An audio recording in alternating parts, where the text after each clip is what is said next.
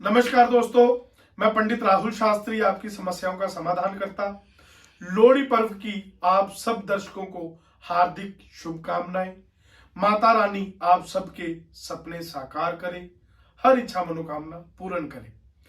माता रानी से इसी के साथ मैं प्रार्थना करता हूं कि जो यह कोरोना वायरस फिर से अपने पैर पसार रहा है कि महामारी लोहड़ी की रात इसको अग्नि में भस्म कर दे, हमेशा के लिए इस वायरस को खत्म कर दे, कि सब लोगों की जिंदगी एक पटरी पे आ सके, विश्व का कल्याण हो सके।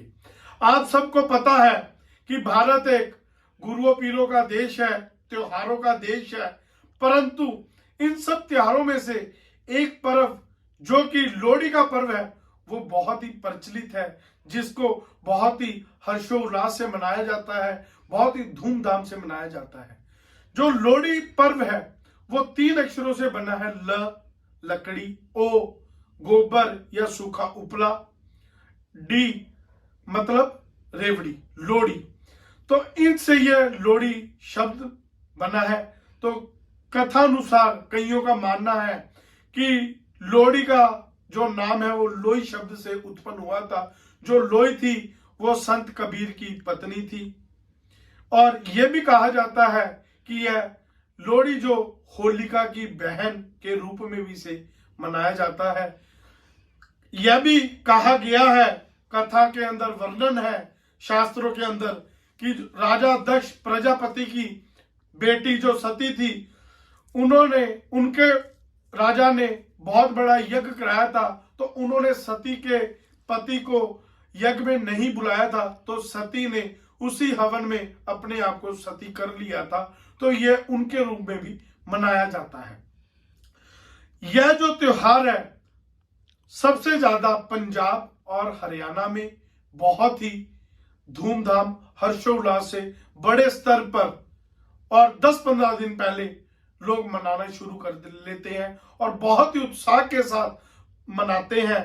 जिनकी नई शादी होती है इसको वो भी हर पहली लोहड़ी मनाते हैं, या किसी के घर में नया बच्चा जन्मा हो वो मनाते हैं। तो लोहड़ी को हम ज्योतिष अनुसार कैसे मना सकते हैं? जब भी हम इसके लोहड़ी की रात अग्नि जलाई जाती है तो अग्नि को हमेशा दक्षिण और पूर्व कोने में जलाना चाहिए, क्योंकि यह जो कोना है अग्नि का कोना माना गया है, जिससे हमें अग्नि देवता से हमें शक्तियां मिलती है, उनका आशीर्वाद प्राप्त होता है। कभी भी जो यह लोहड़ी के दिन राख होती है उस राख को कभी भी ऐसे पैर लगाना नहीं चाहिए या इधर उधर नहीं फेंकना चाहिए। इसको किसी पार्क में या किसी ग्राउंड के कोने में इकट्ठी करके रख देना चाहिए। इस दिन गाय की जरूर सेवा करनी चाहिए। गाय को भोजन कराएं, हरा चारा डालें या गाय को किसी भी वस्तु का दान करें। कुष्ठ आश्रम में जरूर कुछ खाने की वस्तुएं दान में दें। इस दिन काले तिल जरूर दान करें और अग्नि के अंदर जरूर जलाएं, क्योंकि काले तिल जलाने से हमारे सभी ग्रहों की 9 के 9 ग्रहों की या हमारे जीवन पे आ रही नकारात्मक ऊर्जा इससे दूर हो जाती है और हमारे जीवन में सकारात्मक ऊर्जा का प्रवेश होता है। और यह जो त्योहार है इसी के साथ साथ हमारे किसानी भाइयों के लिए भी बहुत महत्व रखता है, क्योंकि इस दिन उनकी पुरानी फसल की कटाई होती है और इस दिन से वो नई फसल गन्ने की बोई शुरू करते हैं। इसलिए यह भी कहा गया है कि यह किसानों के लिए उनका आर्थिक रूप से नया वर्ष होता है।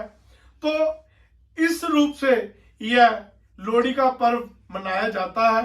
तो आप जो मैंने बातें आपको बताई है, यह चीजें करके आप लोहड़ी का पर्व का और भी ज्यादा फायदा ले सकते हैं और अपनी जिंदगी पे अच्छे प्रभाव डाल सकते हैं।